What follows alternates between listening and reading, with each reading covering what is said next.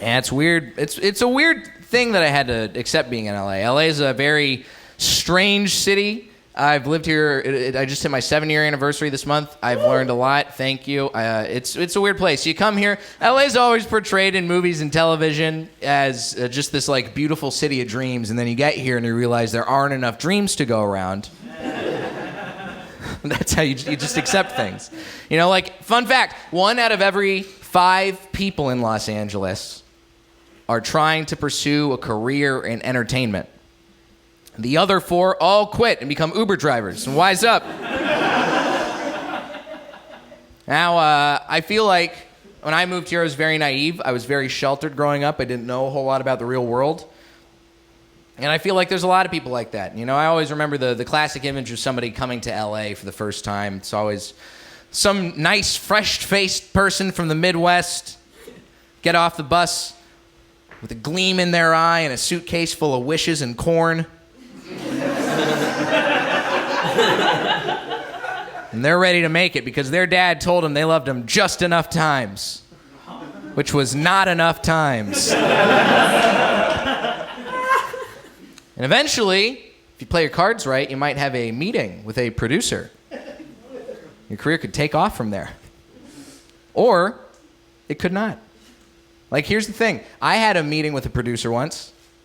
I was very, very new to LA. I applied for a job on Craigslist, which is a bad move out the gate. I applied to be a writer on a talk show hosted by a puppet. And they asked me for this writing job to send in a photo of myself. Full body.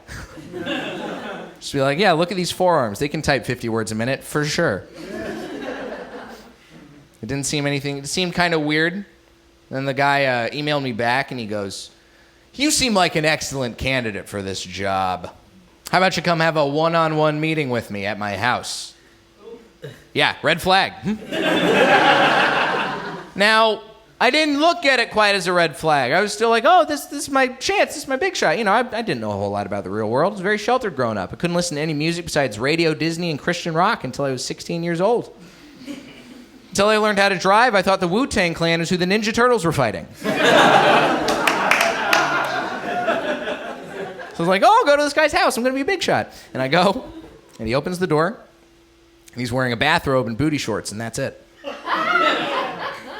Big red flag. And I was still like, all right, this is weird, but it does kind of seem like something that might happen in a movie. An R-rated movie, sure, but a movie nonetheless. And I didn't know a whole lot about R-rated movies, you know? I couldn't watch them until I graduated high school and moved out of the house. Until I went to college, I thought that Pulp Fiction was when my mom lied about what kind of orange juice she brought home from the grocery store. So I go inside the guy's house, and he says, "Let me show you the puppets."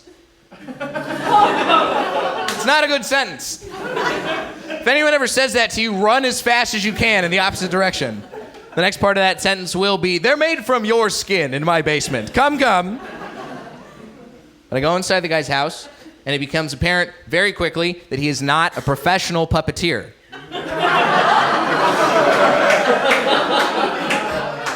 Amateur at best. He doesn't have puppets. He has a pile of dirty laundry by his fireplace. Just socks, stray felt. I didn't know that googly eyes could cry until I saw this pile. It's like I walked onto the set of a Muppet snuff film. It was very uncomfortable. And he's pitching me on the show. And he gets about 5 minutes in, and then he stops, and he looks at me, and he goes, "Oh, you're kind of cute. How about you and me, let's go to the gym together sometime?" Gigantic red flag. Now, I can't ignore this red flag, because I'm naive, but I'm not stupid. I know it seems like I am very stupid up until this point. But I gotta let you know, first of all, the reason I'm inside the guy's house is because I need the money very badly. I was sleeping on an air mattress, and I was in a friend of mine's basement at the time, and the basement flooded anytime it rained. It was a very rainy summer in LA. I was basically living on a life raft in an ocean of despair. I was like, I gotta get at least futon money so I can be above this. I'm inside the guy's house, and I did this thing. I put context clues together, right? Spelling bee brain kicks in. Context clues. Because I know a couple things. I am cute. I'm so Twinkie, you could slap a Hostess sticker on my forehead. Keep me in your doomsday bunker.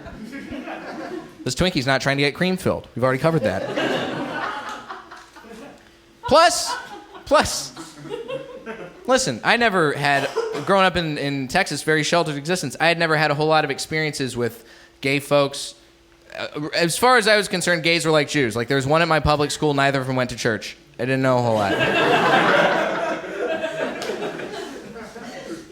But I put the context clues together. I figured out, look, if I'm going to the gym with a middle-aged man wearing booty shorts and a bathrobe in a professional business meeting, then I'm probably one spiked protein shake away from getting fisted in a sauna. And before you know it, I'm the puppet.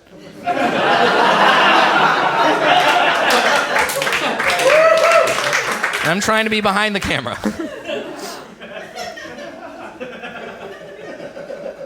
Now, luckily, I walked away from that situation fine.